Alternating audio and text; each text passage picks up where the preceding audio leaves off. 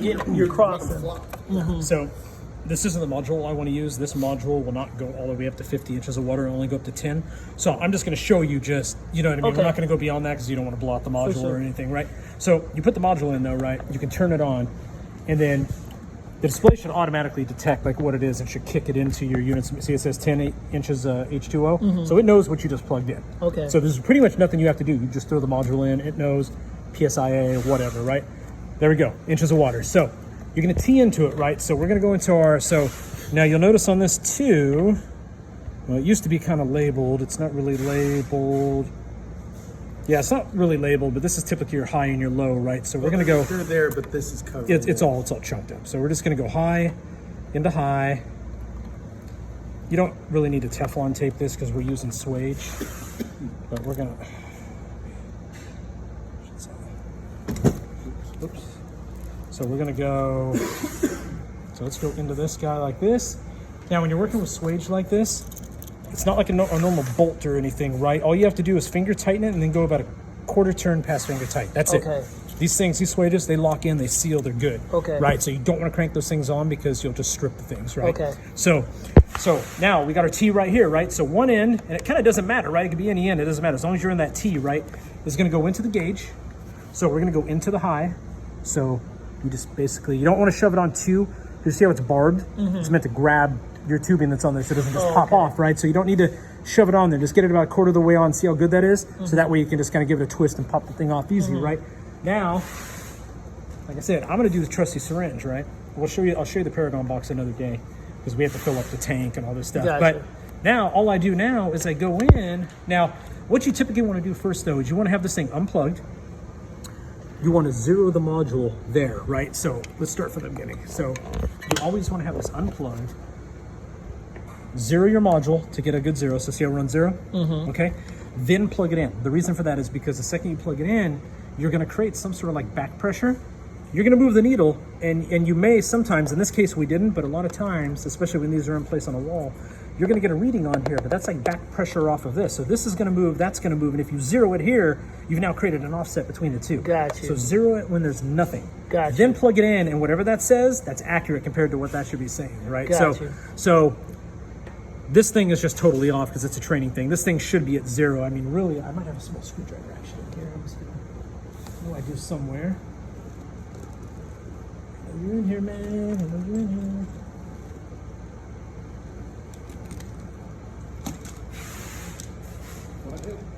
Yeah.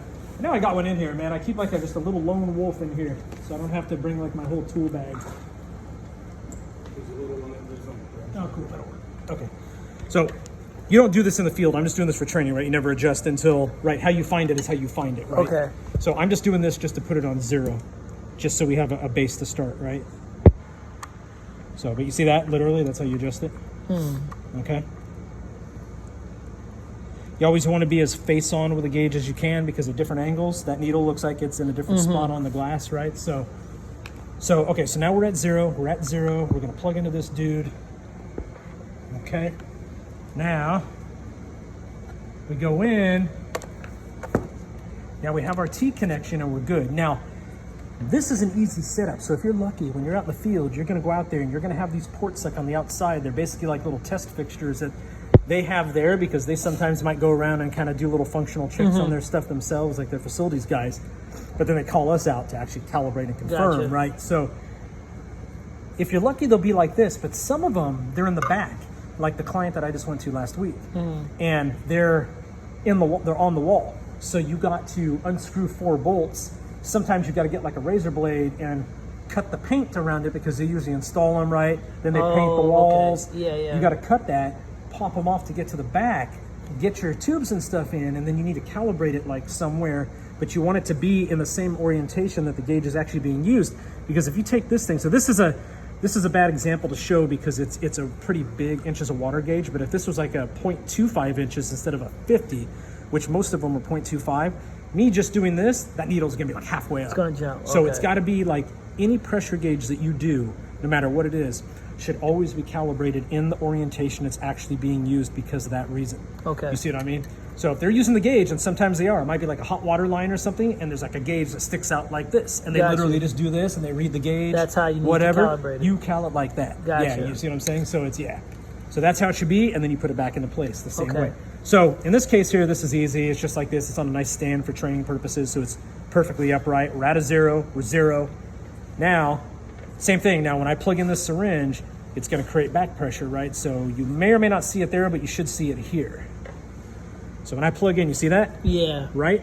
Now you got movement there, but it's such a wide range, it's kind of finite. So now we can only go up to 10. So let's just say we're testing to, so increments look like they're like, looks like maybe 0.5, no, 1, no, it's 1. So 1, 2, 3, 4, 5, 6, 7, 8, 9, 10 inches of water, right? So now, and you have a hold button on this Ashcroft you can use. So you would watch the gauge. Let's say we're going up to 5. So you see how I'm using that? And I'm going head on with the gauge. I'm right on it right there. I can hit hold. 4.882. That's pretty good. Now you can make it better because you see where my position is on there. I'm on the black line right now. As long as you're touching that black line, that's your reading. Okay. You know, so you can. So if you need to adjust the reading up a little bit or bring it down a little bit to get the data to look a little bit better, you can do that. That's legit. That's legit. So I'm going to go up, and you can see where it is right there, right? So I'm just going to go up, and I'm not going to get crazy. I'm just going to go up a little bit higher, maybe about right there. Okay. Or maybe I'll bring it down a little bit even. So I think I went a little high. What does the hold do? It just holds the reading that you get right here. It freezes it. But it won't allow you to push more air in? You can still push air in, but you're not going to see anything here as long as it's on hold. It's still happening. Like if I was to pump air right here, it stays on hold. But then you take, but yeah, the reading won't change, but it is taking the pressure. So the second I take that off, it's going to instantly display the reading that I actually am doing. Gotcha. This is just to freeze the reading. We have a lot of standards that do that. You just lock the reading, and we have temp stuff like the Fluke that does that. So it's just so. As long as you don't move the plunger. It doesn't matter if I move this. I can move this all day right now. I've locked it into that reading.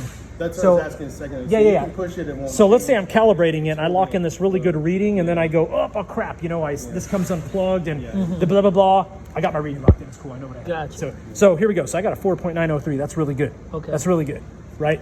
At 5, right? And so now I'll take it off hold. Let's say we're going up to 10, and that's going to be the highest we're going to go. And if you go over, it's going to tell you here. It's going to say out of range, and it's going to go beep, beep, beep.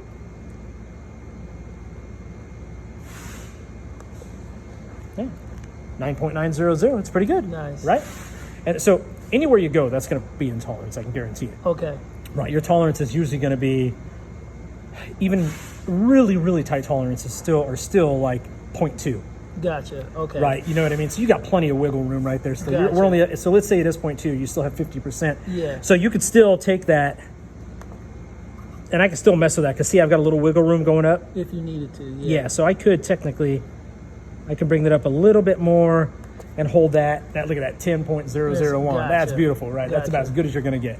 Gotcha. That's it, man. Now, if you need it now, let's say this is and I can't show you on here because this is a one-way gauge, but a lot of the differential pressure gauges, like the 0.25 inches of water gauges, they're going to be both negative and positive. So you'll have 0 in the middle, and then you got your increments going to 0.25 negative, positive, right? Gotcha. From that 0, right? So one of the things you want to do also when you're doing this, always try and release the pressure whenever you're doing a pressure gauge. Don't just unplug, because you instantly release that pressure and that needle can just go boop and bottom out, and you can actually ruin the gauge. Okay. So you want to bring that pressure down to a really good level. I just take it down as close to 0 like that as I can. Now I can safely unplug. Now, let's say 0's up here and if I wanted to hit negative now. There's 2 ways you can do it. You do exactly what you just did. However, the easiest way is just to unplug from the high here, plug right into the low, and then you put pressure in, but the gauge is going to go the other direction for your negative. You see what I mean? Now, it's still going to read positive on here, but it's negative. So if your module does negative, so this module is directional too. It's only 0 to 10. Now, if this was let's say a negative 1 inch to positive 1 inch, right? Then you could pull off here, go into the low, and then pull a vacuum. Stay in your high, but pull a vacuum. Got you. So that's a couple different ways that you could do it. It'll pull it. It'll actually show a negative reading here. But the easiest way, honestly, when you're out in the field, is just to go boop, unplug from here, plug here. It's okay if that says positive. You know it's not based on your setup. You know it's negative. You just pump air into it. The gauge actually goes negative. You take your reading here at the minus sign. Got you. Bam, that's it, man. Sweet. That's how you do a DP gauge. Nice. The most pain in the ass thing with these, like I said, is how they're installed at the client. Like, you know, I went to a client before where they had a setup just like this. They were all on the wall and everything, but they had these on the outside, and then the tubing went into the wall. So all I had to do was just go pop, pop, pop the tubes. They were labeled H and L, so I didn't have to worry about nothing. And then just go in, plug in, bam, do. And then it was the same exact setup on every single one of them. There were like 20 of them. So once I did one and I had this, I just left everything plugged in and went whoop, right to the next gauge, pop, pop, pumped in my So parameters. is this that a was Met it. team to where you would put in the data as well? You know, that's dependent on the client. If it's a brand new calibration we've never done before, it's not going to be a Met team. Okay. Right? So we have to do it on paper the first time, and then Julissa Masato will take that information and build a template that goes with the ad For set that one. and puts it in the Met team. So then the next time, based on your paperwork on when you say it's next due, those work orders will populate, and then it'll be a Met team with all those same parameters that you calibrated them to. You see what I'm Gotcha. saying? Now it's a Met team the next time. So, Gotcha. so a lot of times, like there's a client up in Emeryville called Nutcracker. Everything that we're doing up there right now, because we've been going there for less than a year, so everything we're doing up there now is new. But once we hit that first year, like there might still be new stuff that'll pop up, but all that stuff that we did in the past is going to slowly start popping up every month that's going to be due.